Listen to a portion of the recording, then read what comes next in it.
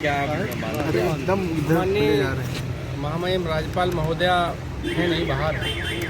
लेकिन एक अर्जेंसी है क्योंकि आज उप सभापति महोदय का रिटायरमेंट है और आज रात में 3 बजे तो 12 बजे उनका कार्यकाल समाप्त हो जाएगा। तो ऐसे समय में विधान परिषद की कोई नई व्यवस्था देनी है, इसलिए हमने हमारे दल के नेता विधान परिषद में श्री अहमद हसन साहब की ओर से पूर्ण समाजवादी पार्टी के एमएलसीओं की तरफ से अपना सुझाव और राय गवर्नर महोदया को रखी। साथ में हमारे प्रदेश अध्यक्ष आदरणीय नरेश उत्तम जी की तरफ से पार्टी संसद की राय भी रखी, क्योंकि जिस तरह की चर्चाएं हैं कि लोकतंत्र को का गला घोटकर सदन को पे कब्जा करने की मानसिकता से लगातार प्रेस मीडिया सोशल मीडिया के मार्फत की खबरें आ रही हैं कि भारतीय जनता पार्टी अपना मनमाफिक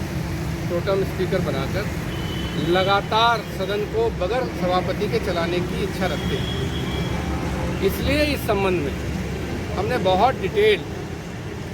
माननीय गवर्नर महोदया को स्थिति से अवगत करा दिया है कि संविधान का आर्टिकल 182 स्पष्ट रूप से कहता है कि सभापति चुनने का अधिकार विधान परिषद का है और शीघ्र से शीघ्र है।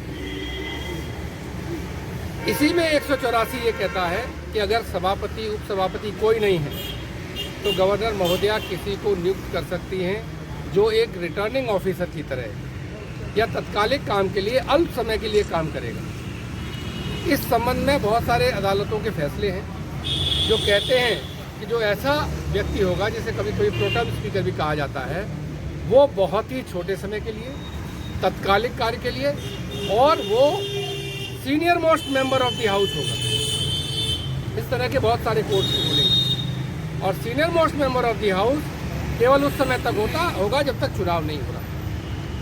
विधानसभा के रूल्स ये कहते हैं कि जब नया सदन मिले तो 15 दिन के अंदर नया स्पीकर बनना चाहिए। विधान परिषद में भी ये परंपरा के अनुरूप 18 तारीख को पहली मीटिंग है, उसके 15 दिन के अंदर नए सभापति का चुनाव हो जाना चाहिए। अगर शीघ्र से शीघ्र चुनाव नहीं कराया जाता है और परंपराओं को किनारे करके संविधान की मंशा के हिसाब से